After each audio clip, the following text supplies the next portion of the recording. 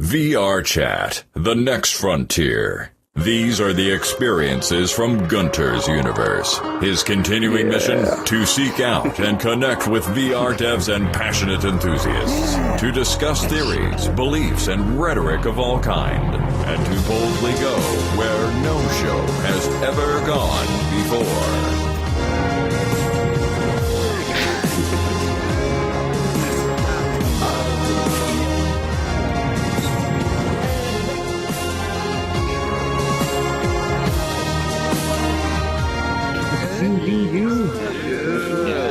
Awesome. Here it is, Tuesday night. We're going to be talking about some avatars, identity with my good friend Berkley. How's it going, Berk? Dude, it's really good. Thanks for having me, man. Yeah, man. So, Berk, you are the VP of Strategy and Innovation at Morph3D. That is correct, sir. Yes. And I'll go through a little description of what Morph3D is. Morph3D is a dynamic avatar platform for Unity applications. We love Unity. And for AR and VR. 5.6. That's a meme here in VR chat. Everybody watching probably won't know what that means. Morph3D creates expressive, persistent identities for VR, gaming, blended realities, and education. Their team has brought together a community of the world's most talented 3D artists, technologies, and VR visionaries. The results is their new, versatile, powerful Morph creative character system and complete identity masking platform, accompanied by an ever-growing library of high-quality, customizable content. That's a lot, man. That's awesome. Yeah, well, you got a lot going on. Morph's been around for a while. Yeah, it's been a bit now, for sure. Oh, and I didn't even say hi to Bob, co-host, aka Cause and Effects. What's going on, Bob? Hey, Gunter. Not too much today. How you doing? Got to say hello to K-Dog. Kenny's on cams. How's it going, Kenny? It's going good, man. Where's he at? Oh, I'm right here. there's a guy. There he is. Right on. All right, and okay, so you're the VP of Strategy and Innovation. Tell us a little bit about what you do there. Yeah, so maybe I can kind of walk it back just a little bit. Sure. To contextualize where we came from, how we got started. We, in that intro of yours, you kind of walk through like all the things that we're up to and we're focused on as a company. It started a couple years back, about 2.5 years ago. We're the sister company to Daz 3D, which is this really cool online marketplace where people artists can make and sell content based around this dynamic figure that we call Genesis, and then hobby artists can use the Daz Studio software and make these really cool scenes. About 2.5 years ago, Daz wanted to go into new markets, and kind of, they felt like they had something really special with that business model, and saw some really interesting things happening in the gaming space, and then ultimately what was going on with VR and AR. And so that's where I entered the story. I got to come on board to help build a new brand and a new product with this company, this awesome team of developers and artists from around the world.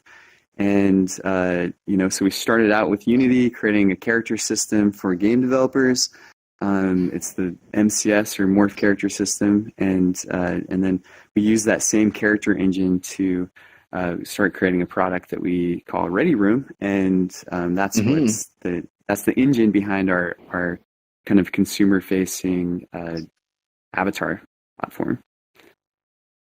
So what I do is, I guess to get to your question, I actually have a background in 3D art and animation, and have been in the industry doing like that stuff. That worked for several years, and then I started a 3D printing company called Sandboxer, where we worked with licensed properties from games, and we'd let fans create custom products. Cool. And then I came over to do this Morph thing with Daz, and so kind of, if I were to look at like my history and my career over the last like 6 or 7 years, one of the things that I've really been keen on as a as a 3D artist, as an animator, I've really been enthralled by that process of creation, and I've realized that not a lot of people. There are a lot of cool technologies like VR and 3D printing where you really kind of need to be a content creator to really get the best, most fun experience out of it. So like when I look out in the crowd and see all these avatars, I'm like, yeah, this is like a DIY community. This is a community that's really capable of like doing some cool stuff. Most of you that have a custom avatar, like you guys are like kind of more advanced than a typical user. But my aim or my career over the last 6 or 7 years has been trying to create applications and software and interfaces to help people interface with 3D content and feel like they have ownership of it, right? Like they get to customize it, tweak it. So in 3D printing, it was like, hey, take this, Halo character, Infinity Blade character, pose it, choose certain colors in a base, and then print it. It's a custom product. And that's what makes 3D printing fun, is you can make custom one-off products. And in VR, I think it's even more special for people to be able to take ownership of their identity, to custom design and express themselves in a way that's meaningful to them. And that's what's cool about the VR chat communities. You see that like in spades when you like look around and go hang out with the crew. That's what everybody's really good at. But that's what Morph3D's aim is, to, as more and more people get into VR, we want to make sure that they have like good solutions to like express, create avatars and express themselves in these social platforms. And like you're saying, that's how you get the kind of the rich experience, is by buying in, customizing it, the DIY. When you're creating your avatars, you're spending that time and you're getting a lot out of it here. It's really, really interesting. These people are spending lots of time in VR chat, having really deep connections, amazing experiences, not just with the avatars that they're building, but with all that DIY with the worlds. Like, this is Gunter's universe. I get to create this and express myself, have my avatar going. And this is like the future. This is a big deal. This isn't just gaming. This is something a little bit different. Yeah, it's kind of. I probably came into this later than. Hold on 1 second. Than most of you guys. Yo. Oh, there we go. We had a breather. We need a word for that. We need like a light that goes off. We got a breather. Just a spotlight pops on someone. You're like, mute yourself or something. Yeah. That's kind of interesting. I've noticed, like, the more time I've spent in VR, I feel like I feel like I can be a pretty confident person in real life, but sometimes like a lot of those social anxieties that you maybe have to work hard to overcome in real life come back in different ways in VR. Like suddenly, interesting. I remember the first time I came into VR and into VR chat. I pretty quickly felt weird because I didn't have an avatar that, like, I was just using a generic off-the-shelf avatar, and like I couldn't connect to it. And then, like, I started realizing I was doing weird things, like getting like right up into people's face, like, like there's all these social protocols. And at first you like, oh, it's just a video game, and then you realize, no, these are real people. And then suddenly you start wondering, like, what are these people thinking about me? Like, what taboos do I not even know about? Like, and I kind of feel like there's this whole there's this whole new like social paradigm being constructed here, and it's a whole new culture, and avatars are a part of it, which is I think kind of fun that I get to help be part of that dialogue with what we're doing at Morph. Giving people an identity, giving people a body. How cool is that? It's kind of like it's pretty cool. It's giving people the ability to look like themselves. By the way, welcome everyone that's joined. VR chat is always open, and during Gunter's Universe, we keep the door open. So if you come in halfway through the show, you're welcome. There's seating on the second and fourth rows. If you don't mind having a seat, that is always a good thing. Makes the audience, look cool and whatnot. So, but welcome, and hope you enjoy this conversation. So you're talking about how DAZ 3D is a sister company. Can you talk a little bit more about that and how that you're going to leverage that sister company and all the assets and artists there? Yeah. So as a sister company, essentially, it was the success of the DAZ brand allowed this to happen, right? We were able to leverage a lot of the existing components, including some parts of the business model, to start porting over and bringing over into runtime environments like game development, and now we're doing the recently over the last year we've been really heavy in facilitating VR solutions, avatar solutions for this scene. And what's cool about DAZ, and this is I was kind of eavesdropping in a conversation in the main hub before I came over, and I recognized some of you guys from that conversation, and then I pulled away because I was I was like, oh, I should probably save this for the show. Right, that happens. Yeah. I heard, there was just such a fascinating conversation, and this relates back to kind of what Morph and Daz are trying to do. How do you get up? You just moved, by the way, Jack. So in the hub before we came in, I heard people talking about avatars, and they were talking about like, hey, where'd you get it? Someone's like, hey, I got mine from DeviantArt. Like, and it sounded like it was a conversation talking about like, if we're, these people spend a lot of time, artists spend a lot of time modeling, texturing, rigging these amazing meshes that some of you guys get to wear in it. And when I've seen like a really cool like anime avatar, those, I think they pop, they're really beautiful, they're awesome, it's such a cool scene. Mm-hmm. And when I've been able to probe a little bit and ask like, hey, where'd that come from? That's awesome, how's that going? Like, and it sounds like people are finding FBXs online, and then they like go rig them with the VR chat SDK and then bring them in. And absent in that is like, there's someone down the line like made that content, and they were talking about like in that circle was it seemed like they were conversing about kind of like the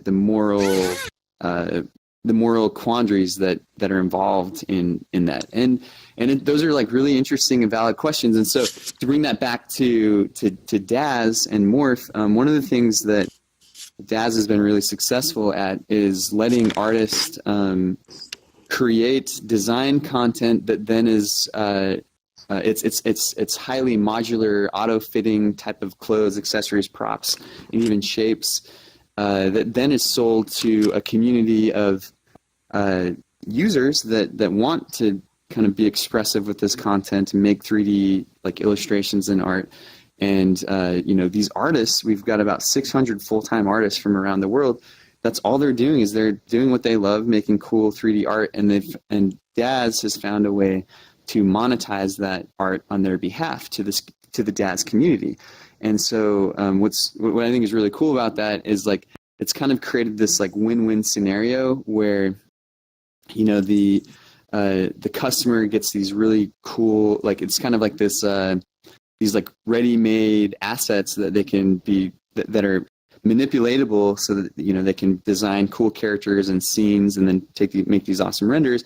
But then the artist that spent all that time making that content was able to benefit from that. And so some of our top artists actually make really, really good money, like over like into the six figures, many of them. And many make wow. Yeah, it's an incredible thing that as a 3D artist myself, in earlier incantations of my career, I was like, how did I not know about that? That seems like and as I've met these artists, we've traveled to Europe and to the South Pacific, like Australia. Yeah. Sign me up, yeah, right.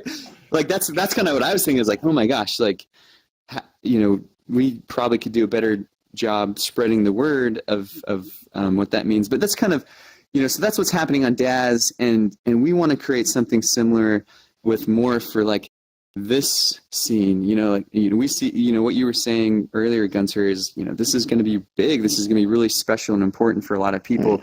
And so for the content creators out there, we want to make sure that there's a way for them to benefit and pursue this as a full-time craft and career.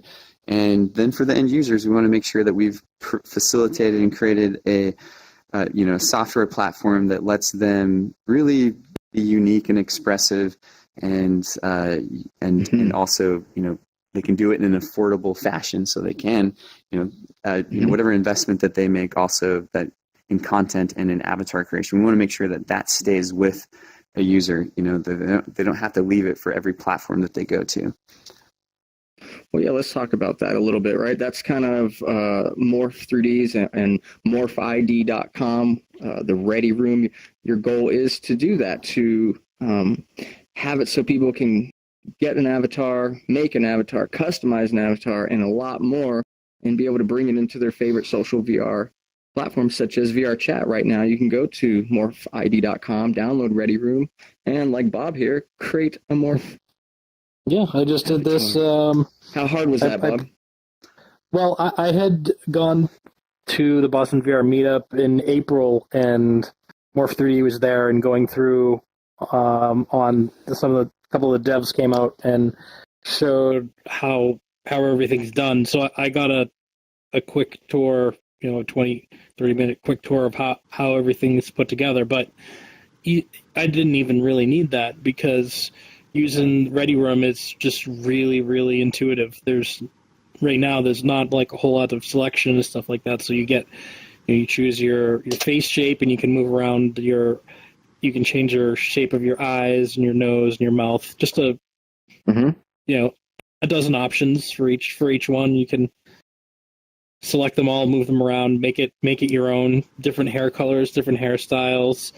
You can change your body type, make it bigger or smaller at the shoulders, waist, hips, and then add clothing and like shirts, pants, and shoes, and that's it. It's really, really quick. I mean, I put this together in probably like 5 or 10 minutes.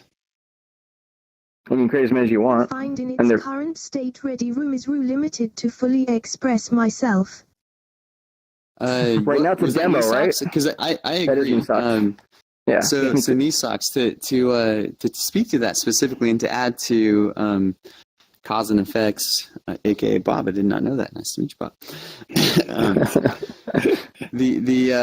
So Nisox, the initial demo that we released certainly is pared down, as in cause and effects description, just limited facial controls, limited body controls, and limited content offerings. So that's certainly not like, when I look around at this audience, I think it's important for Ready Room to eventually be able to support this type of diversity and level of expression. And so some of the things that we're doing, so we released that demo and have had a few minor updates to it. I think it was at GDC is when we first released it. Right. And we've been working really hard actually to add some key updates to it that are slowly getting to getting the application and interface to a state that I think that we'll be able to service a DIY type community like VR Chat more fully. For example, if you guys look at some of the Morph ready-made avatars that are in VR Chat, you'll see like kangaroo faces and orc faces, and there's actually just inherent in the core engine that drives Ready Room, there's actually about 500 shaping controls, and then the figures are actually very elastic too, so we can change and adjust the bones at runtime. And so if we wanted to, we could actually let someone like make an avatar that was 3 feet tall with broad, stocky shoulders and with fairy ears and a kangaroo face, right? Like it's pretty elastic, but out of the box, we wanted to start with something simple and basic and then expand from there. And one of the things that has been, so a couple of like key updates that I'd love to tell you guys about is are the, like, one of the people really want to be able to, right now it's kind of a Vive-based, HTC-based experience, and we're making it so you can design in desktop, and even tablet and mobile mode. So, design your avatar, shoot it over to VR chat. Design your avatar, shoot it over. So it's like just anyone with a desktop should be able to use Ready Room soon, which will be a nice update. So you don't have to just have a Vive to kind of enjoy it. The other thing we're doing is content is now dynamically loaded into the Ready Room, and so what we're working to do is we have tools that we call artist tools that let people, if you're an 3D artist, you would be able to process content on through our artist tools, and then that content now is intelligent and auto-fitting with a Morph avatar. So say you designed a really cool blouse for your avatar, and you would just process that blouse through our artist tools. And right now it doesn't sync with the Ready Room, but we've, with this latest update, that's a possibility. It's actually there's a few things that we'll probably have to iron out in that, but one of the stated goals is, like, we see a DIY community, right? And we want to make sure that the artist tools can service a DIYer, right? Someone that's able and capable of making their own content. How do they get that into the Ready Room so they can leverage, as much as the Ready Room has the offer that's interesting to them, and then they can, like, inject their own artistry on top of it. I think that's going to be a big update. And then another thing that we're really keen on working on is obviously expanding the malleability offerings that we currently have. So that's beards, I right? don't know Beards? if I said. Sorry to interrupt, Dude, we have this beard. awesome, right? Like, beards, mustaches, like, for sure. Because I can't grow a beard in real life. Like, I really want to have one in VR. I really think, and mustaches too. Like, a really cool mustache would be fun. And we actually have a lot of content that we've either brought over from our Daz store, from our Daz artists, and we've actually made a bunch of custom content for the Ready Room that actually just hasn't been released yet. So, there's tons of stuff going on, and there's kind of this dam of goodness that we're, like, releasing, and you'll see things update in, like, fits and spurts, because there's just so many things that we're trying to do, and anyway, so you want to have more characters, like robots and stuff. And you were saying, like, I don't know if everybody realizes, but there's a lot of Morph avatars as part of our public avatars that are available to everybody. So, like this one here, I'm just going to kind of go through a few. Look at that. Beautiful. Oh, well, hey, you look like me, or I look like you. What else that we one got? that one looks like you can make it in the Ready Room. So at the meetup, after showing Ready Room, they kind of went into the SDK for Unity and show, like, for people who are developing games and stuff like that, all the extra kind of, like, features that are in the SDK that aren't in Ready Room yet. So the developers were mentioning that they hope to get more features into Ready Room, but just a step-by-step process to get everything moved over. I mean, like, if I probably should have come with some notes of, like, here's the list of all the things that are going to be coming out in the next release, and then that is actually coming out really soon. We're actually just trying to do some final QA passes on that, with the desktop release here soon as well. We've worked really hard on a powerful decal system. It's really fun, where you can just, like, go in and the these beautiful decals and textures will flow over the skin perfectly. If there's a UV seam, if you guys know what those are about, it totally handles those perfectly, so you can't even tell that jump seams. It's so cool, so fun, and again, like, we're just looking for things that are hard to solve without being, like, a really proficient artist, and then solving them with, like, really great engineering work, and yeah, so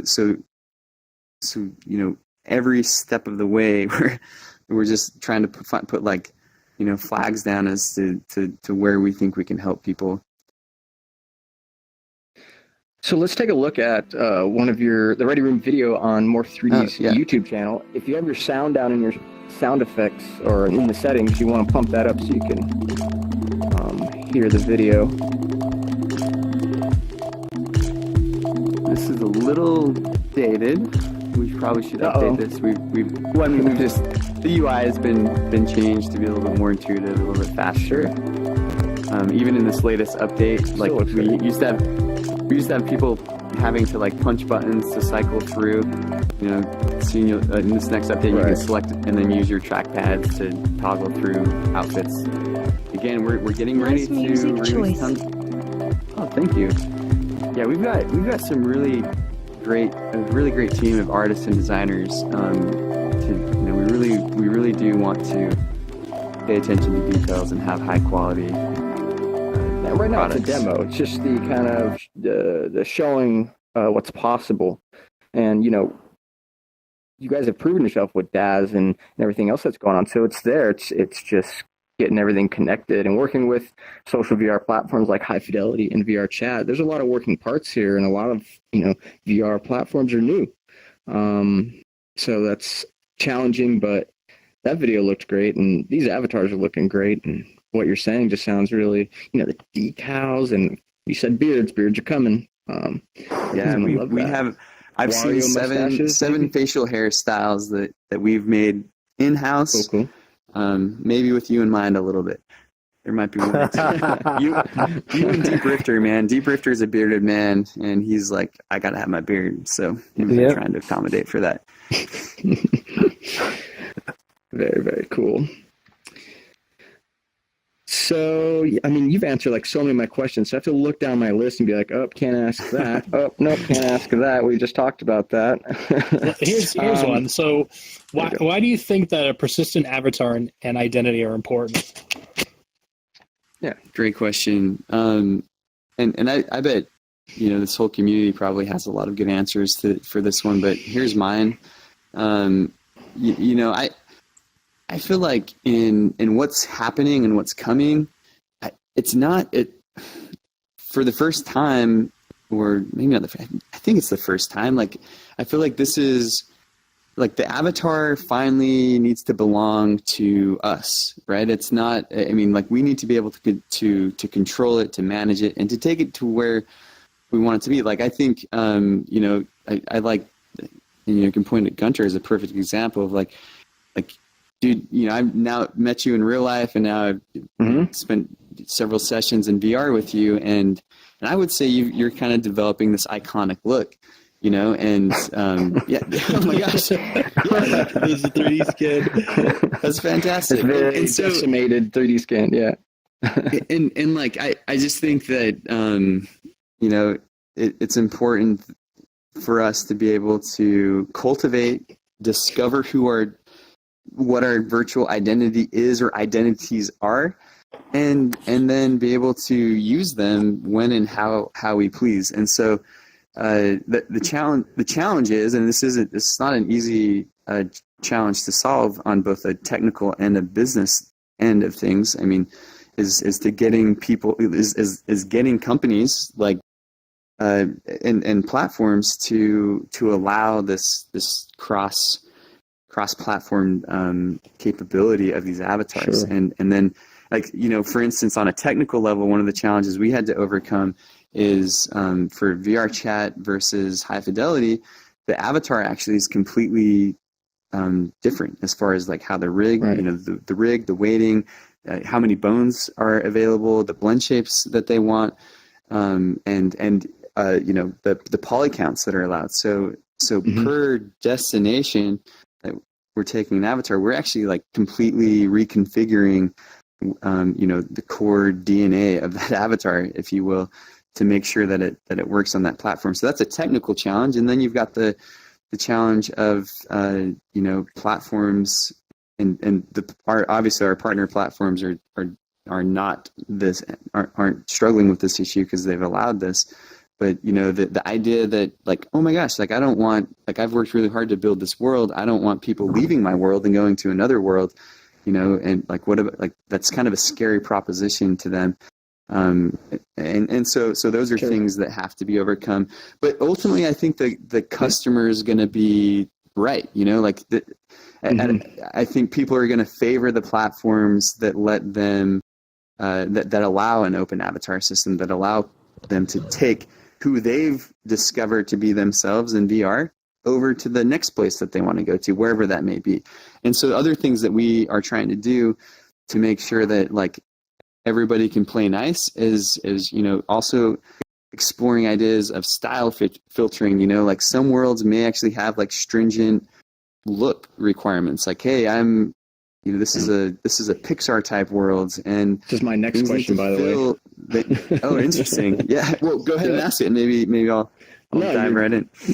Yeah, Pixar, environments, versus a like hyper realistic looking environment or a cyberpunk world. I want my character to form to morph to that, not just morphing my shapes, morphing myself to fit in to different environments. Yeah. So along those lines, I do think it's important for art directors and creative directors and world builders to be able to impose, certain content standards for their platform. Hey, this is a fantasy world. I don't want sci-fi stormtroopers like popping in. This is a sci-fi world. I don't want bowmen and berserkers like coming in. So I think just on the content side of things, I think we want to try to help facilitate and help even platforms. So that's another, we're trying to help users and users make cool avatars, but we also want to help the platforms have cool avatars that can come in, but also come in a way that's fitting for them. And so finally, the other thing that we're exploring is style. So like, I like that we're both wearing Ready Room avatars, because what's interesting and one of the things I can point out is with super fly jackets. One of the things I can point out is this base mesh is actually the exact same as that base mesh. It's just been morphed differently and applied. Different style filters been put on top of it. And so that's the thing that we're working towards is trying to codify like what makes up someone's identity. Like, if you're Kratos from God of War and you're known for your pale skin and your lightning bolt like war paint over your face, and certain like armor things, like how do we maintain those core identity elements, but also then like Minecraftify it, or make it super realistic, or make it feel like it fits in a Pixar world. And I think the way that our tech works, we feel that that's possible, and it's a long-term goal, but it's something that we're building towards as we advance the platform. So, in addition to Ready Room, you also have an SDK. Could you talk a little bit about that? Yeah. So, we have the Morph Character System. So for game developers, you can have this like really cool runtime API and like content catalog to, help you populate your game with characters, and that's being evolved to consider the needs for AR VR developers, and so as a platform, so right now like the Ready Room has to sit outside of the platform, because the customization is using our basically the MCS technology with like what we like Morph3D elements and all this stuff like packaged together, and then that's what allows us to help people. By the way, I should point this out. One of the things that, like, if we were to simplify what the Ready Room is about, it's all about helping people create an avatar, to manage and edit their avatar, and then distribute their avatar to a platform. So like if those are the three components that we're trying to solve and help people with. Was there a question? No. Question here.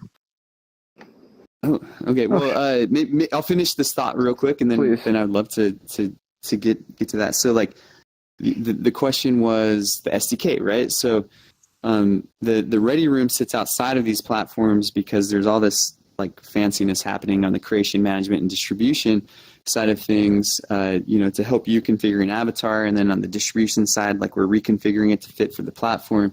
And so this SDK that we're working on is to bring elements of the Morph Character System and elements of this Ready Room Morph3D concept and making it so a platform like VR Chat could have the dynamism that is available in the Ready Room on the platform. And so like, in fact, you wouldn't be sending a baked out character. You would, VR Chat would get, oh, hey, it's Gunter coming in, and we would send them a config file, some JSON data, and it's like Gunter equals these components.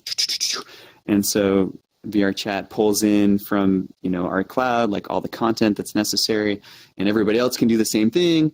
And so it's a highly optimized way of manifesting people's avatars. And so the cool thing is in a scenario like that, if 25% of the room was wearing a morph-based figure, but it's, again, it's highly elastic and it was, all sorts of shapes and sizes, that means you'd only have to download that figure once and for yourself, and then everybody else, and then you could use that same data to represent those other people, but it would just be morphed in different ways. And so if there was an asset that was shared, like maybe 6 people had the same sunglasses, those sunglasses only have to be downloaded once. And so, there's kind of this like, optimization effect that happens, when the content is integrated locally and can be pulled in locally. And so that's what's valuable and important with this SDK.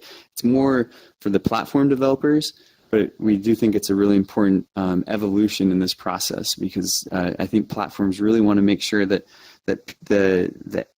as they develop their community, this community, they should be the ones they shouldn't have to send their community away from where the action is at to make changes and configurations to the avatars. And the other thing that I should point out in that process, one of the things that we offer to the platform is if we've spent all this time and money cultivating an artist network and building up content that the VR Chat community could consume for their avatars, we want to make sure that the advantage to the platform is they didn't have to do that, but they can monetize off of that effort. So with this SDK, it'll allow us to let VR Chat, if say an asset was $1 that we sold for like a cool hat or something, VR Chat would collect revenue for every item they sold on their platform. And so this is a great way for I think platforms to jumpstart their economy when we get to that stage. And so I think it opens up a lot of really cool possibilities to help everybody win. The platforms, ourselves, the avatar engine, the artist, and of course the end users, right? It's because it's just like a really good managed ecosystem. So would that open up the door for like all of the artists that have already created stuff for DAZ 3D, or like has to go through like decimation and stuff like that? But do they have to create like new stuff from scratch based on lower poly count, or is it something that you can already take this all the content that's already available on DAZ and just bring it right into Morph?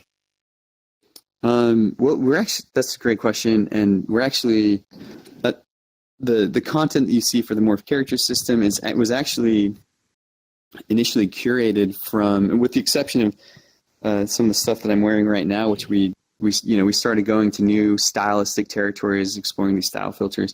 So we created what we call the Nikkei line, and that's kind of what I'm sporting, is this like new, this face, these clothes. You're wearing some Nikkei clothing as well. Nikkei. I saw Nikkei early preview. Oh, yeah, right there. Yep. Nikkei stuff. One of our artists is a big fan of anime and Japanese style, and so he's highly influenced. It's not anime, but it's what he calls Nikkei. It's his own thing. When do I get Nikkei? When do you get Nikkei? Well, Nikkei is available in Ready Room. It's something that you can choose as a base figure. And so your question. Hey, Onion, can you have a seat in the stands, please? Sorry to interrupt, Berk. Oh yeah, no problem. So cause and effects. Remind me of the questions just so I make sure I answer it properly. So let's see. We're talking about the characters. We're talking about like bringing stuff from Daz. Daz 3D. Yeah, Thank you. And so what I was trying to say is most of the content that we started with, and most of the content that's available within the Morph ecosystem actually is converted content from the Daz community. In fact, we've spent a lot of time over the last year. We had actually a special dev team dedicated to automating that flow, that pipeline, so that as we identify content from the Daz store, we're able to process it, create levels of detail, to atlas the maps, to make and greatly reduce the poly counts and the material or the draw calls and everything, so that it's this highly efficient or much more efficient mesh. I think we as we further invest in content for the Morph brand, I think we also want to start encouraging artists to build content that's optimized for these environments from the ground up, and I think you'll see a lot more of that as we continue to curate from our artist network new stuff. And the fun thing is we feel that we'll be able to soon educate our artist community and bring new artists in, which is a big thing. We really want to grow this community. We see a lot of really talented people out there. As we bring these new artists in and as they make new content, we think that they'll be able to make content that can work in both of our marketplaces. Morph being the new one, Daz being this tried and true one. And I think because we have these two marketplaces to monetize the content in, incentives for the artists, with a little extra work, they can have content in both places and see the return on their investment and time sooner. And hopefully what we'll see is further growth and excitement in that area. Because again, it's like me as an artist, had I only known, right? I'd maybe not be here today if I'd known about Daz and could make the living that some of these artists make, just making really cool stuff for the community. So the Morph Character System, do you need to be part of Daz to use that? Or can anybody use the character system and start getting involved?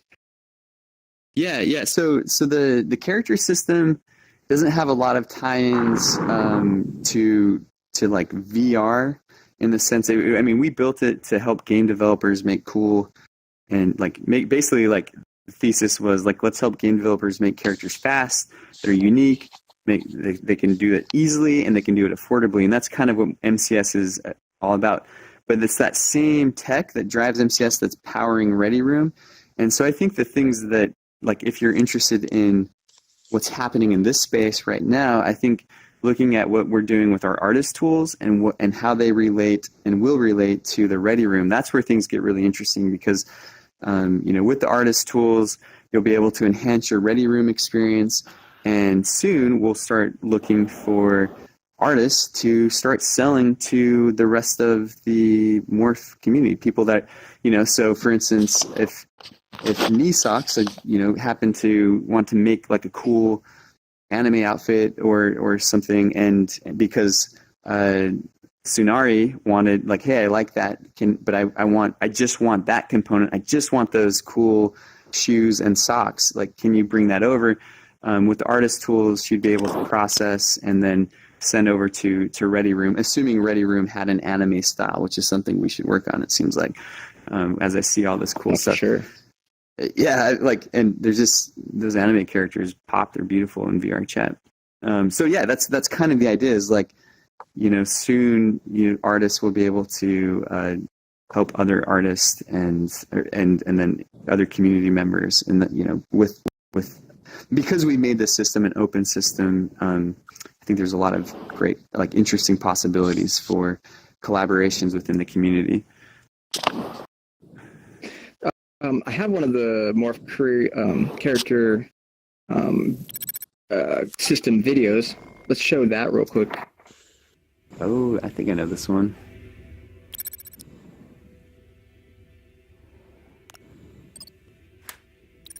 So you guys can see the Unity editor. There's on the right, there were like the 500 sliders. This is a little stylized to kind of communicate the point. But yeah, you could essentially download and bring a character into Unity scene and start jamming. So actually, all you DIYers, you could actually use the Morph Character System to make avatars for VR chat, and you wouldn't be limited to what we've limited you to in Ready Room. You'd have the full 500 morphs to pull from. You'd have all the assets that we sell on the Unity Asset Store. So I keep forgetting that you guys are a more capable group typically than other people we try to work with. That's what I wanted to know is that possible? Can this community use those tools, and then they can build their own custom, use their own code, right? And whatever is enabled in that system, but it's not just what's in the Morph Character System, but they can bring in their own code and shaders and stuff like that. Yeah, you could totally manipulate the content, once it comes over. The content's going to auto fit and resize to the body shapes that you make. And then if you found a cool shader, made your own shader and wanted to like go in and tweak it, or if you wanted to take the textures and go in to Substance or Photoshop and like make it really unique to you. I mean, if you guys are comfortable in that sandbox, I mean, there's really a lot of things you could do just with the MCS system, and essentially kind of MCS leads the charge as far as like features and functionality, and then we kind of determine what to bring over to Ready Room in a way that's like user friendly, and just like this, how do we, Our audience or users is both, right? I'd see half of them really would use Ready Room. They don't have the time. They don't want to learn Unity and all that. That's pretty much me. And then we have so many great DIYers that would love to get their hands, I think, in this system. And also VR Chat's this catalyst for turning people into DIYers. They don't even know what they want to do yet. And so this is a great, partnership and just resources for everybody. Yeah, I totally agree. The funny thing is like, I've got all these years of 3D creation and development, and spent all this time learning Maya and, ZBrush and all these 3D creation tools, and doing what I do at Morph. I actually find myself so busy, I don't get the time to like sit down and like trick out an avatar. So I'm actually beholden to the same features and functionality that everybody else is with Ready Room. And so, but I think that's okay for me because I like, because I don't have the time to inject my own like flair onto my avatars, then it's an impetus and motivation, a motivating factor to like accelerate some of the things that I think are missing. Gosh, we need beards. Gosh, we need decals. Gosh, we need more interesting, fun content. Like, I love it when I see dynamics in VR chat and I see hair flying around, or like I can't remember the gent's name. He had this fire hair that was like all moving and waving. It's really inspiring, and in some ways I kind of feel like I'm at this point kind of taking a lot of cues from like, oh, so this is like what people are trying to do. This is what people want. Like, how can we kind of keep up with this? Like you guys are like the bleeding edge community, right? Like you guys tip of the spear, kind of exploring. Right, we're the best VR community that is out there. We're the smartest, the most adorable, obviously. Most adorable. There's the scariest, adorable, kind of scary, but not on the inside, right? I'll never retrieve my Necronomicon. Necronomicon, that's great. So kind of like shifting gears a little bit. Gunter had mentioned like partnerships. So I know that you've partnered with like VR Chat and High Fidelity for social platforms. But is there any of the other like brands or like video games or anything that's used like the Morph character systems that you're able to like mention?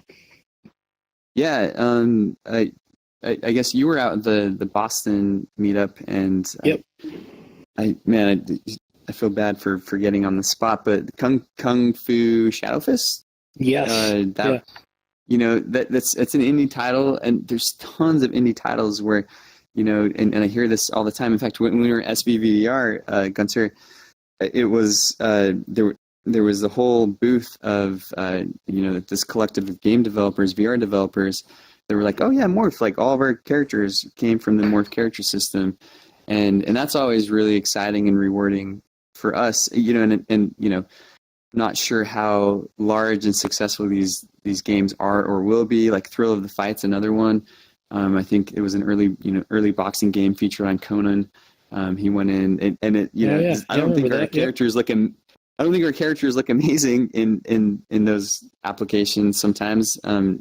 Not to the fault of the developer, but more to the fault of us, and just kind of as you know, it's challenging to create a modular character system that like can look diverse and fit people's needs. But yeah, tons of indie games, and some games have actually implemented our system very, very well. And then beyond that, as it relates to partners, we actually have some really interesting activity in I guess in the fashion space. We did this really cool project with a company called Boldmetrics and G-Star, the fashion brand out of Amsterdam, the Netherlands.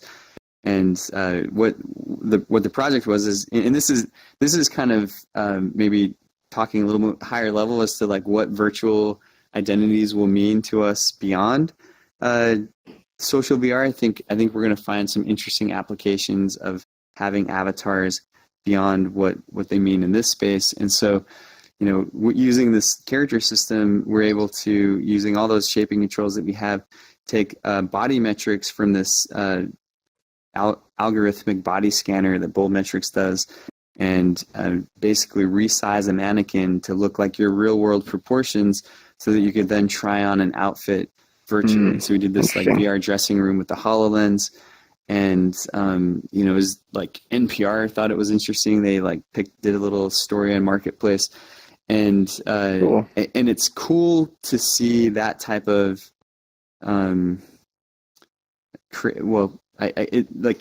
to think more expansively about like what virtual identities will mean. Like I think in a social context, I want to be fun and outlandish with how I present myself. I don't, you know, this is too bland even for me, but this is what Ready Room offers. So it's like, this was, to me, I thought like a cool reflection of like things that appeal to my taste, but I wanted to go further. I would love to have like cool neon. I wish this was like neon piping, and I wish that like I was emitting particles or something, you know. I think there's and I wish I had a beard, for crying out loud, right? Like there's and cool tattoos. I don't have a tattoo in real life. I would love to be sporting like awesome sleeves that I custom drew and designed. Like there's so much more that needs to happen. But when you think about virtual identity, I think we're gonna have like skins that we wear for different scenarios, right? Like when I'm shopping, I'll probably want to relate whatever, if I'm shopping in VR or in augmented reality, I'm going to want to relate a product to my real world self. Like, how does this couch fit me? How does this bicycle fit me? How does this clothing fit me? Oh, it's a good fit. I want it. It's not a good fit. I don't want it. And so we'll need an avatar that accurately reflects us, and maybe it's not publicly shown, but it's something that we use for personal uses.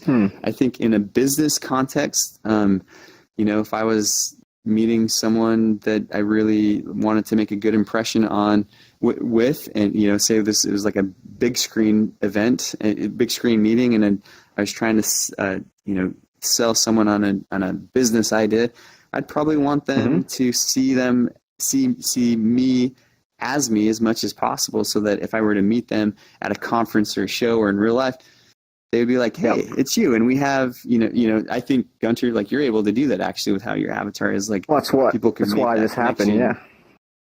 Yeah, I think originally people thought I was an Asian guy, and then the Hunter S. Thompson looking guy, and now I look a bit more like myself, a little more cleaned up too, though. And it's kind of nice though, because then people can make that connection when they meet you in real life and have some familiarity with you. It's like, oh yeah, it's Gunter. Yeah, the memories transfer. Yeah, I've had experiences with you, and it's, you know, hanging out with you in real life and then meeting you in VR. Like, I feel there's like a sense of comfort. Like, oh yeah, this is Gunter. I know this guy. Like, trust this guy. It's kind like, of funny. Had some experiences. I was looking at your photo up on the screen to kind of like connect for some reason. Because it was interesting because I know what you look like. So I felt the need to. And I'm trying to put your picture back up. To do that, but if your avatar looked like yourself, obviously I wouldn't need to do that, and there would be that, I'd feel like closer to you, because we spent a lot of time in real life. Yeah, and probably if I were doing this show again, and I had an avatar, and actually I one of our artists did caricatures in this style of Deep Rifter, of myself. He never finished mine. So I don't get to wear mine. Deep Rifter has his own, and a couple other guys on our team have their own avatar. And I think in this context, like I would probably maybe prefer for people to kind of see more of my real world self, and then once we get to know each other, we can go like have a more like zany, like, hey, like when I'm having fun, this is kind of like how I like to play ball. I like to be a giant with like big hammer fists. Cosplay or something, or Yeah. Like I think it's kind of like an evolution in the relationship. It goes back to that thing we were talking about earlier, where like there's kind of like new social dynamics being explored, and I'm still trying to figure out like how to interact with the anime crew. Like I feel like, they've got their own code and it's cool, but I just like I don't want to misstep. I don't want to, offend anyone, and so it's kind of, the anime crew is like silent and they've got these cool, like they're very stoic crew, and they're I feel like they're proud of what they do, and those are things maybe I'm projecting on them, but it's kind of like, there's only been a few times where I've actually had like a dialogue exchange, like they find other ways to communicate, which is pretty cool. And like I don't even know how that happened. Like, did they talk about that, or did it just like organically happen? And this is a fascinating world that we're in right now. For sure. So, I want to keep going on avatars and identity, but there is a video about identity in AR and VR on the Morph3D site, and there's some people in the video that we know, and some people that work at Morph. It's a few minutes, so everybody turn up your sound effects in your system. We'll take a little break here to watch this, and then we'll dive deep into identity. My job at Stanford is to run experiments, understand how the mind works when people encounter agents and avatars and other scenes in virtual reality, to figure out how can social communication in virtual reality solve some pretty hard problems. We've studied the way people interact with other people represented by avatars. And the neat thing about social VR, the people are the content. You just let them talk. In this near future that we're building, virtual characters and virtual avatars will be... Just to pause for a second, the video is a little low for me in here, and that's due to our web panels, so you might have to just, if you can, turn up your full volume on your whole system and maybe get a more, but we'll be a little quiet. How extensive was that research? Your guys' research on that, or is that not part of what you do? With are you talking about the Stanford guy that was just up there? And yeah, do you know where we could, let's say, find his research notes and what he actually came up with? He's written a couple. Yeah, he's written a couple books, and I think it's it's the Stanford VR lab. I forget what it is, but Jeremy Bailenson a really awesome, generous guy, and there's he's actually in lots of panels and discussions like this, but in the real world, and so you can just kind of search him, and I think you'll get a lot of his ideas coming out. Our interactions with him weren't as extensive as I would like, but he was, as we collaborated with him and talked with him, and as we worked with the VR chat crew, there's a lot of visionaries. I think Philip Rosedale is going to pop up in here, and he's got some incredible far in the future. He's really thinking about the big picture. So I guess that's not a great answer, but yeah, he's pretty well published. So go ahead and you should chase him down. And that's David O from Meta. Good friend Meta being awesome guy, AR awesome headset, guy. And we know him very also, well. He moderated our panel at SVVR. Oh, that's right. Yeah, which was quite the experience. Let's keep the video rolling. Individuals. It really just matters in here, and through augmented reality, we'll be able to change those realities for the better. The game here is for each of us to be unique and to be interesting. People often say that our real-world identities are somehow more real than our chosen identities in virtual worlds, but I actually think the opposite is true. In the same way that we project ourselves into our clothes or into our tools in the real world, we also project ourselves into our avatars. They very much are us. That's a great thought. Yeah, we project ourselves into our clothes, into our technologies, and so we're projecting ourselves right in here. And yeah, we spend a lot of time in our clothes and thinking about how we look or how we're going to act, and yeah, it's very interesting. And yeah, here we got Ron. Custom avatars are hugely important for social VR. People like to identify people and like to be identified. People want to be what they want to be.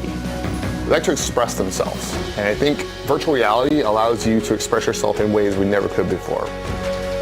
And the more customizing you can do, the better. The big thing that people want, I think, in VR is other people and creativity. More than anything, people want to basically get past all this new hardware and get to the real thing that we all want to do, which is to make and to be together.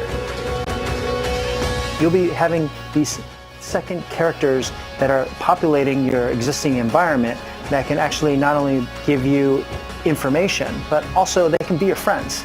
And I think that's going to be really important for the future of how digital avatars are represented in augmented reality.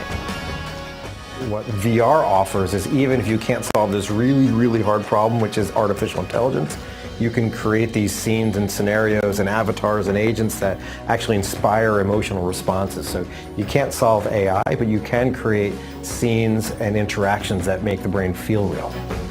We discovered through our community that there's not a style. If you were to join VR chat and you happen to be in anime, or you happen to be into robots, or you happen to be into cartoony characters, why should we restrict you from being that in the metaverse?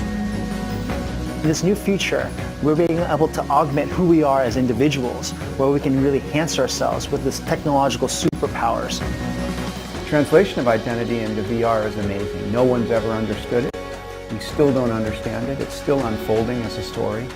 One of the things I'm fascinated about Morph is that here we've got a team and a product that's diving right into the middle of this biggest question, which is how are we going to use these VR interfaces and these VR devices to actually make our own identity. I think it's one of the most important discovery problems that we face in building VR as an ecosystem. That's where we're headed, because not everyone's an artist, and I think there's got to be different ways that allow you to pick a character, edit it how you want, sometimes on the fly in the actual system itself. I really do believe that augmented reality can get us closer to who we are as individuals and who we are and what it means to have identity. You know, I jump out of bed every morning to keep working on building something that I think in the end will be, in some strange, amazing ways, kind of bigger than anything we as humans have ever done. If we can make an avatar feel like this, we've completely changed the landscape of how we think about work, living, and play. Wow. It's a big vision. It's a big deal. Yeah. Was that Ron I saw in the video? Was that Ron? It was Ron. Sure. VR chat's highlighted in the video. Absolutely. One of Morph3D as well to listen to. Yeah. So avatar and identity. Let's keep going on this. Maybe we can get some audience participation as we talk about, identity in VR. You guys are it. You guys are doing it. Bernie, what's up, man? A couple of quick questions. First of all, I'm a little unclear on the relationship between Daz3D, Morph3D, and MorphID. Are they all separate companies? Do they all work together? How does that work? And second question is, if I create an avatar using, say, Ready Room, will I be able to use that same avatar in high fidelity, VR chat, and so on? Yeah, so to answer the last question first, yeah, that's kind of like one of our, so creation, management, and distribution. We like this idea of letting people have a centralized ID, place where all of your avatars are stored that we help you create, and then we help you make changes to them, edits to them, and then ultimately distribute them to the places that you want to visit. So that's what Ready Room and the Morph ID is all about. And then those three concepts, the Morph3D.com or Morph3D and Daz3D and even Morph ID, it's essentially basically we have products that are tailored to different markets, right? So the Daz3D community and product line, from the content to the Daz Studio software, is built to facilitate kind of recreational 3D artist creation. So, man, I want I'm interested in 3D art. I love what it's all about. Like, I want to make these really cool renders that, but I just don't necessarily want to spend the time to model from scratch and texture everything. Like, so it's kind of this like out of the box, like ready-made system that lets you pose and dress and configure and design very quickly and easily by leveraging the work of this artist network. And so Morph3D is a play on that concept, but built for runtime engines for game development, VR and AR. And then the Morph ID system is kind of leveraging all of that to help end users. And welcome to some of the new guys that just joined. Good to see you, Spyro. If y'all want to have a seat and join the conversation, that'd be great. So, yeah. Trying to look for good question. The second and fourth rows have second and fourth row. I've done a terrible job of making that obvious. It's kind of not intuitive. It's very misleading. Rejects, what you got? Yeah, so I was wondering. So the Morph ID is Ready Room is part of the Morph ID name, right? So is that? Are you also planning on trying to open? Like, are you looking for almost like an open, like almost like a Me system, like Nintendo had, except for a more like open platform where different developers can use it, where you'll be able to bring your avatar into different games? And how will it be monetized? Is it going to be monetized on the user side or on the person who's using your avatar that you're moving from game to game? Like, is it going to be on the developer side? Yeah, both actually. Sort of covered that earlier, but yeah, exactly. Yeah, those are pretty good questions. Just to recap, it's the idea that the content that users are consuming or buying to configure their virtual identity. The idea is to have that sourced and produced by as many talented artists from around the world as possible. And those artists will be compensated as things are purchased and, adopted on people's avatars. And the act of purchasing could happen either in our Ready Room product itself, or really we're working hard to get an SDK out of the Ready Room, so the same functionality that happens in the Ready Room can happen in location, on destination. So if you're only concerned and care about VR chat, then like don't even bother, there's not the hassle of going back and forth. And the cool thing is that when transactions happen on a platform, that platform gets a piece of the action. And so that's like a really good, that's great. Like we can accelerate great incentive platform's ability to monetize. Yeah. So they're monetizing, but also the VR chat can monetize this stuff. It's great. Speaking of monetization, go ahead. But if you would take from one platform to another, and the other platform would not be monetized off of your original creation, like you wouldn't have to pay for every game you bring your avatar into, other than pay for the game. Correct. Okay. That's the idea. But if you went from, say, one platform to another platform, and on this different platform they had content, like we like the idea of letting content be even exclusive to some worlds. Like hey, where did you get that cool shirt or those cool shades, Gunter? Oh man, like they're selling it over at VR Chat. You got to go to VR Chat to get those shades. That's interesting. And so, Yeah. so we'd like to make that a possibility. So platforms are really kind of building special, unique things that happen only at their space. So, you know, hey, if you want to, like, there's some cool stuff. Like, get those cool, I don't know, like get that cool like anime wardrobe. It's at VR Chat, right? Like, head on over. Have you talked to like different fashion brands that make like watches or like shirts and shoes and all sorts of different stuff about monetization by like, say I buy a shirt in real life, I can get a digital copy of it and wear it in VR. Yeah, I mean that's cool. That's a really interesting concept. In fact, if you go into the Ready Room today, in the demo, you'll look out the window and you'll see I noticed like the brands. a Gucci and a Nike thing, like just kind of as a nod to like where we think things might go. You know, as we talked with the G-Star crew, those were things that were kind of tossed around as well. Like, hey, wouldn't that be cool if there was this like merging of the real world and the virtual world? So, you know, like for instance, if we did a thing with Nike, it's like, man, if you buy the real world Air Jordans, check it out, like you're going to get a virtual version, and the virtual version like transmogrifies, right? Like you could do some, like they don't have to be limited to being a literal interpretation of the real world. Like change the colors and stuff.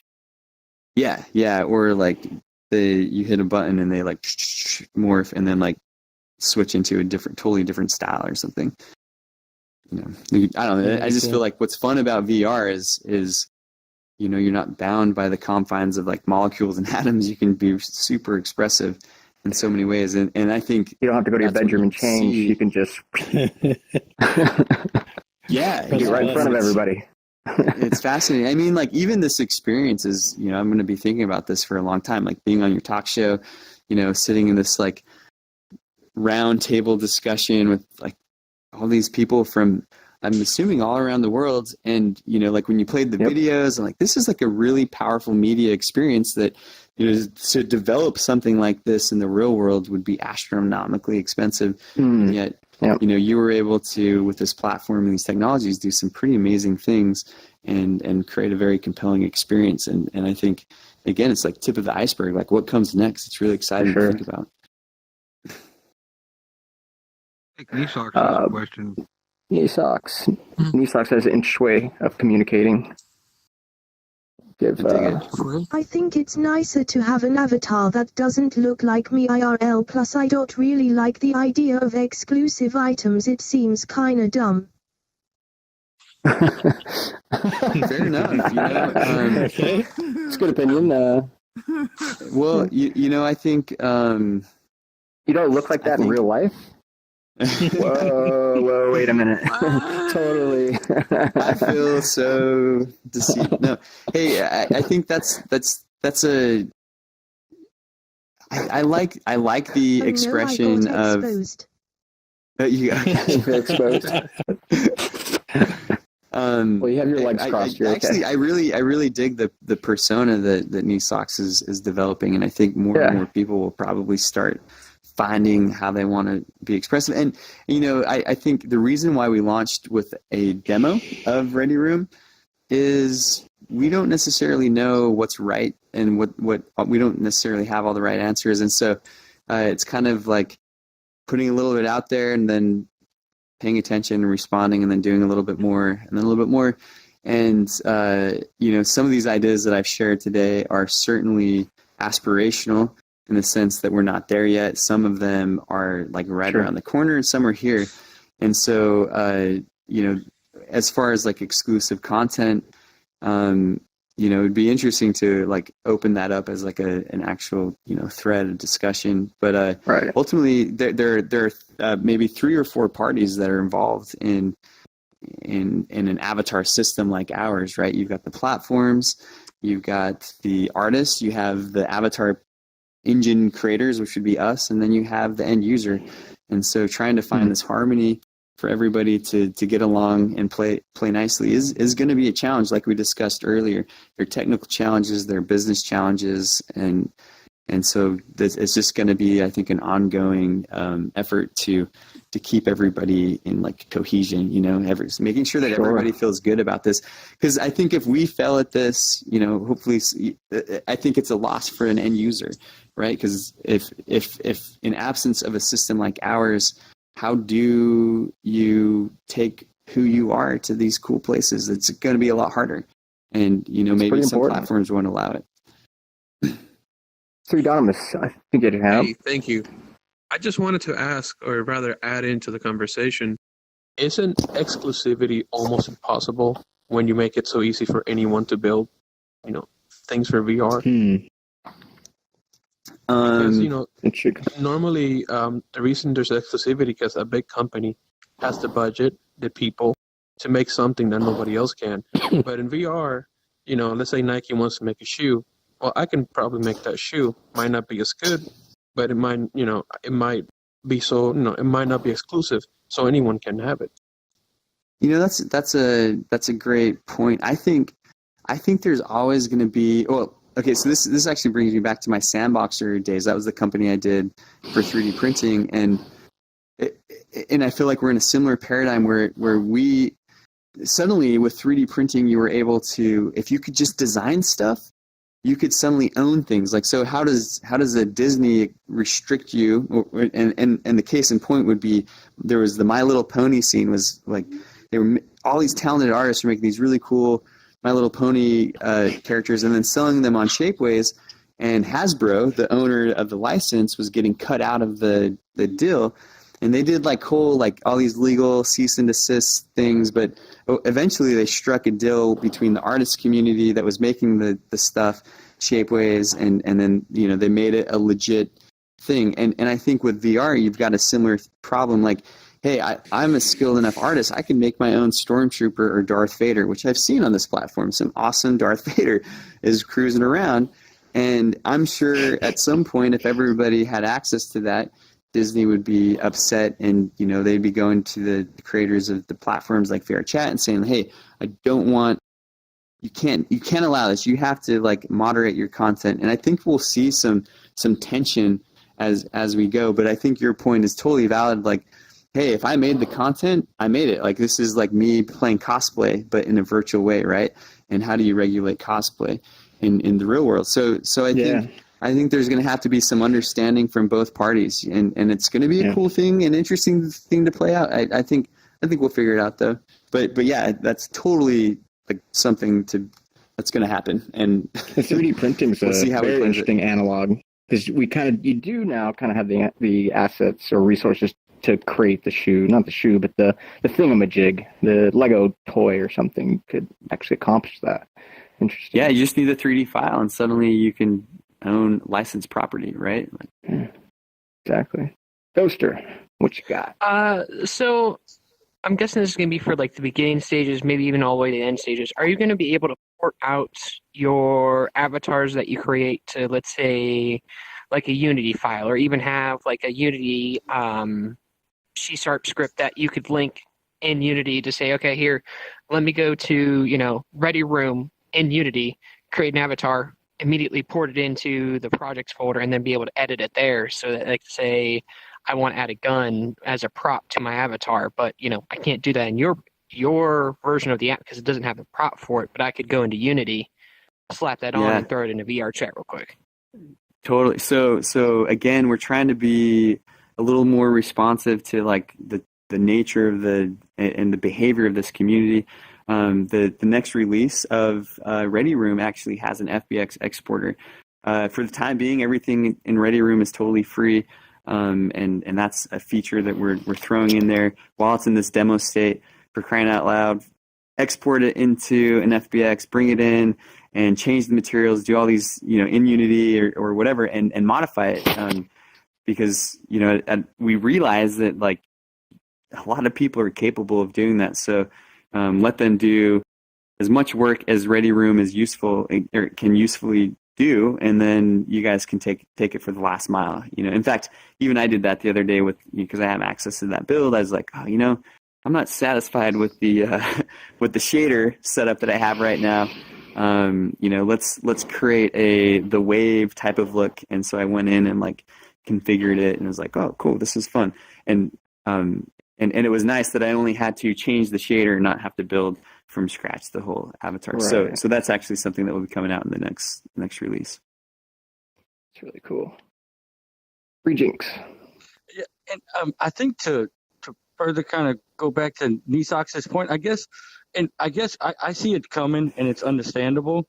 And having a transportable avatar that you've paid for in other games, I guess would be cool. But coming from this particular community, it's kind of almost worrisome because we already have more configurability than you'll probably allow, and we do it for free. So it's almost like whenever back in the wild days of the internet, looking towards, Internet 2.0, when you saw everything becoming more restrictive, it's actually like now we feel like the future is going to be more restrictive than the current, because now platforms are going to restrict you to a certain style form that you have to microtransaction you to death with everything on your avatar.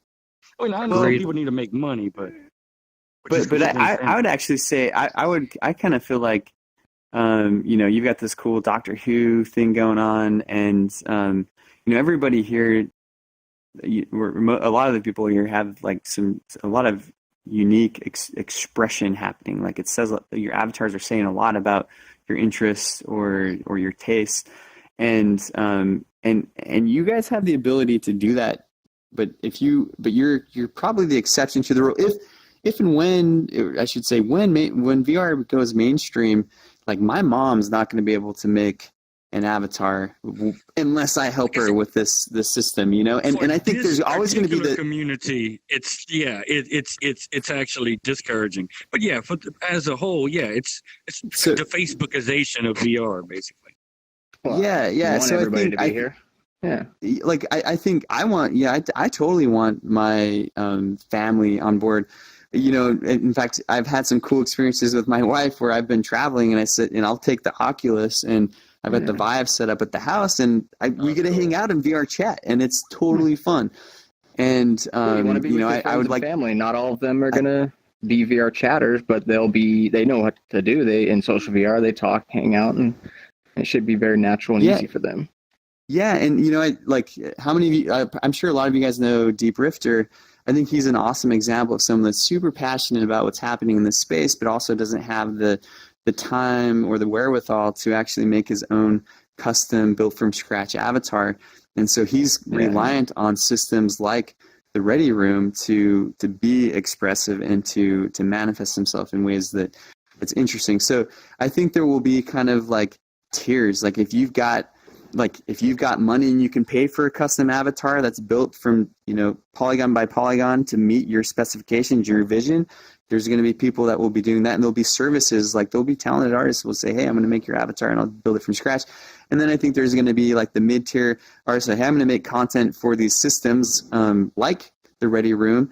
And that's going to help you be expressive, but it's not 100%. And then there's just going to be like, you know what, I'm a freaking like 3D badass, and I'm going to make my own thing. And I think there's going to be that, and platforms I think will be motivated to support those tiers of people, right?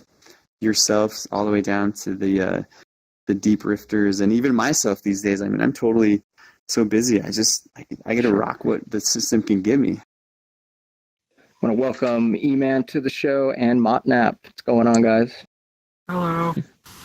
Hey, what's up there, guys? Sorry I had my mic off because I didn't want to interrupt the meeting. But we appreciate that. Hope everybody's we're talking about avatars and identity. So let's take this in.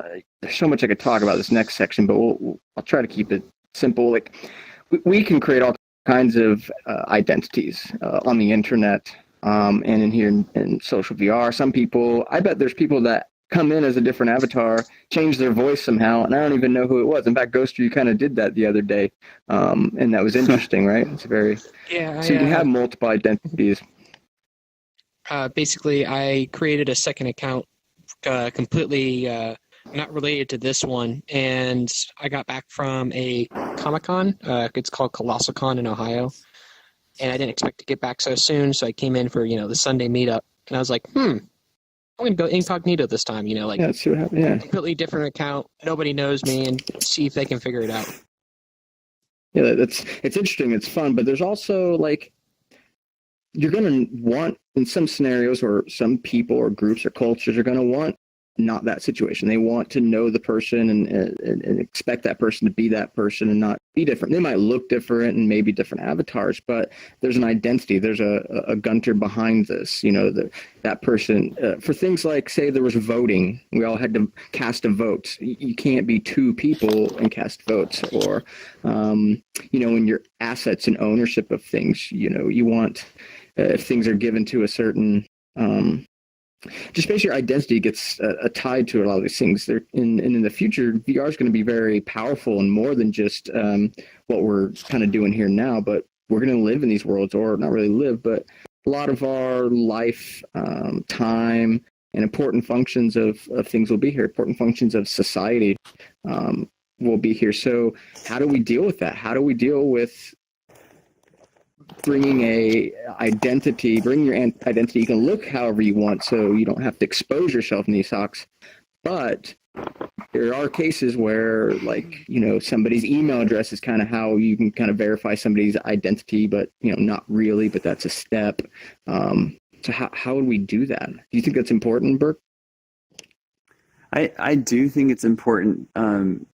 As I've thought about, I've actually heard some really very well thought out treaties on that subject of how do we manage and help people manage their virtual identities as far as the data that is that.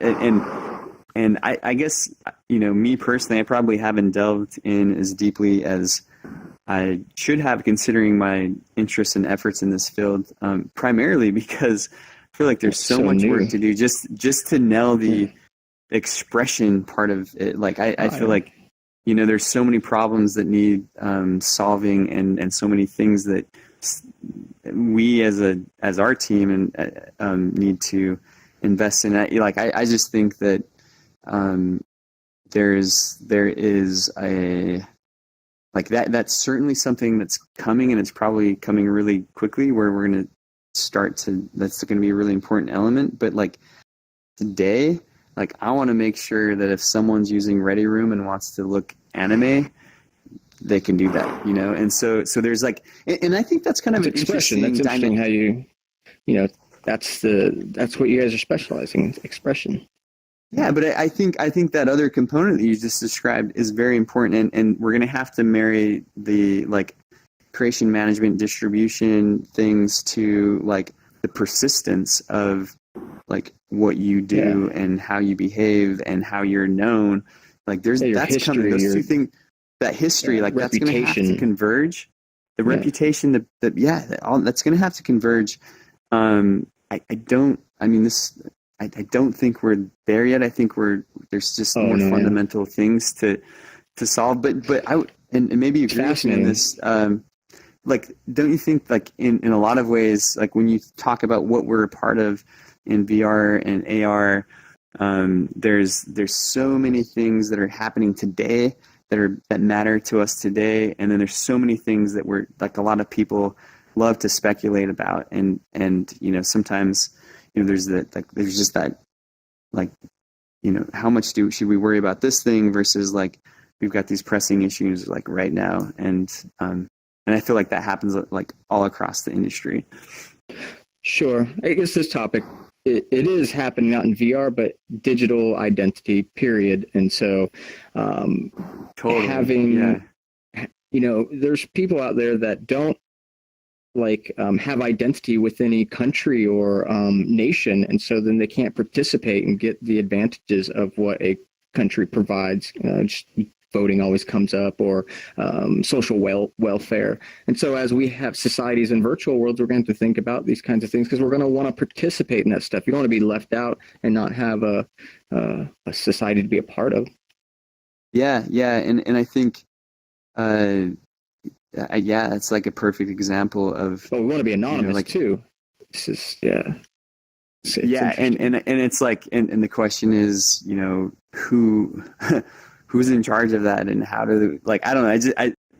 I think it's interesting when Nisox is like, I don't think that content should be exclusive. I mean, imagine how hairy this issue gets when it's like, it's not just about how you represent yourself, but it's like who's taking care of and managing, all the managing the information, my history, my reputation throughout the greater metaverse. Like and censoring or oh my gosh, that's a big thing. If ID is tied to a person, it'll lead to many countries using it to quell speech.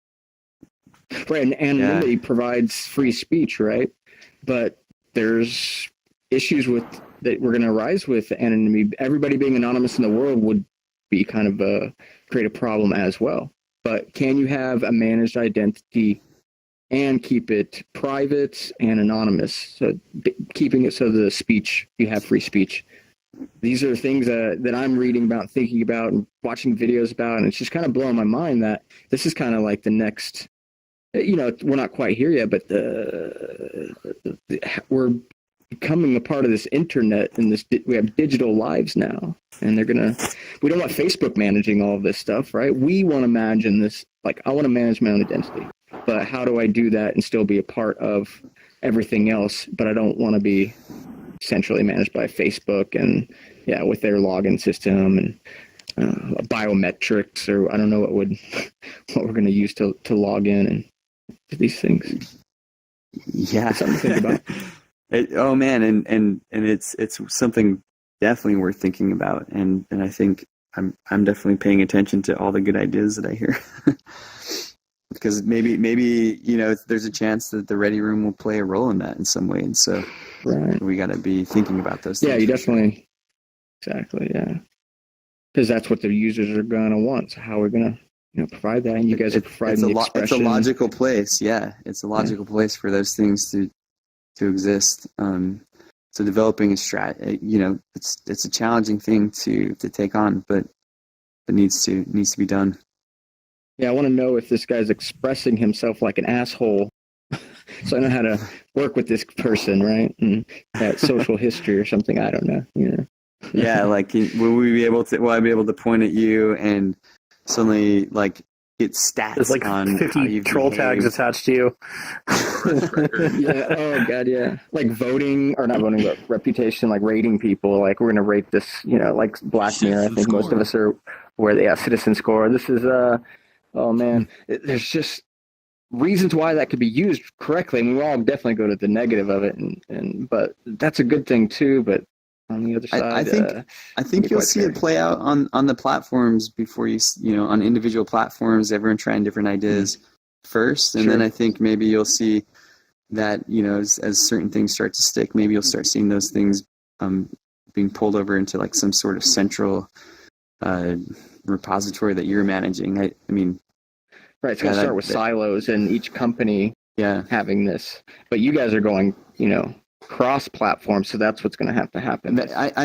So like like a Ready Room type platform like ours, it's a natural nexus for that data to aggregate, and so I guess my response is it's an exciting and scary thing to take on, and I hope we can focus on more fun, lighthearted things in the meantime. Because there's a lot of cool stuff that we still need to do. There's a lot to express. I have a lot and lots of stuff to express. This is not my final form, and I Where's doubt my beard? Where are my tattoos? Yeah. Yeah, exactly. Bob, any other questions or thoughts? Yeah, so was your first VR experience in Ready Room, or did you try out other stuff before? It was AltSpace, actually. Well, actually, I should take that back. First, when you say VR, I thought you meant social VR. Social VR. The first social VR experience was AltSpace. I think VR in general was, some gear demo. It was. Who's that? I heard question. That. They were behind the stands. It's like far in the back. Question for us, or question for maybe someone back there? Somebody else. Most likely. I think so. Something on the gear. Yeah. Yeah. I mean, what's going on over here? Mitch, hey, welcome. We're about to wrap up our show here. We're having a talk show. It's been going for about an hour and a half. The show. You missed it. Oh my gosh, has it been that long? Yeah. You'll be able to catch it on YouTube. We gotta wrap Being up. recorded. I still haven't logged off since that day. Oh, it's knee socks. There's so much interesting stuff going on. We can't cover it all. We can't take all the questions. So I think we are going to end it there. We've covered a lot. We've learned a lot about Avatar's expression, all about what Morph is doing, and what you're about, Berk. Hey, Mitch. Berk's a great guy. Thanks, guys, man. I really feel honored and lucky to share my thoughts This is with a you guys. recorded show. Hey, yo. This is a show, and I don't know how else to say it. Thank you. Yeah, Gunter, man, I was very stoked to get the invite. A little nervous because again, this is like, dude, you guys are all like legit in this scene, and they're not AI, right? Yeah, they're VR. Yeah, they're all real. Yeah, you guys are real people, and they're judging us right now. It's like I'm sure we'll look back and so many of you will be considered pioneers in this emerging new world, the new world as I like to call it. The new world. You guys are gonna be the founders and the pioneers, the first people to cross the ocean and set up a village and a town, and that's going to become a city, and then this big nation. And so it's really cool that I think I've got one of the coolest jobs ever, and to be able to engage in this on a daily basis, and again, tons of thanks and tons of love. That's what we are. Yep. Transmogrified to anime. That's pretty awesome. Yeah, it's thanks, man. Appreciate it, and thanks everybody. For sure. Just a couple announcements. Tomorrow we got another talk show, the End Game. But before the End Game show tomorrow, there's Cowboys and Aliens Social. So all these great avatars. Well, our friend Lousy, he puts on a social every Wednesday, and it's different themes. Cyberpunk. This week it's Cowboys and Aliens, or you can be a cowboy and an alien. Really fun stuff. It's perfect for VR chat.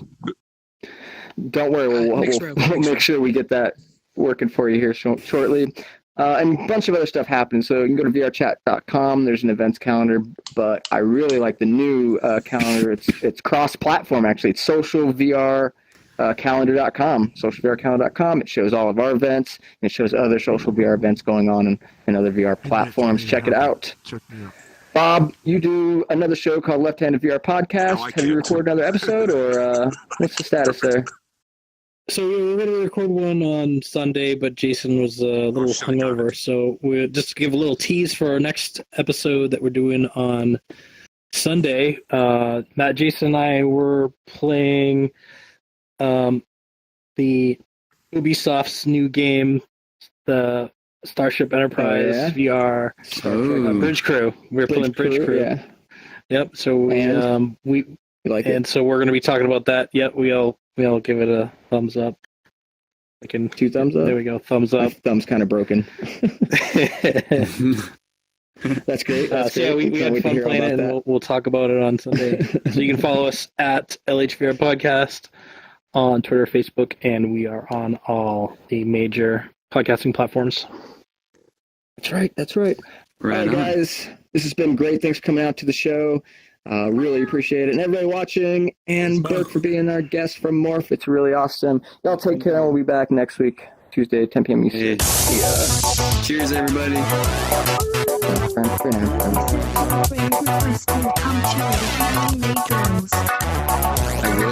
will. You're recruited. You must assimilate. That's what I'm talking about. I gotta get an avatar. Gun 30's in the house.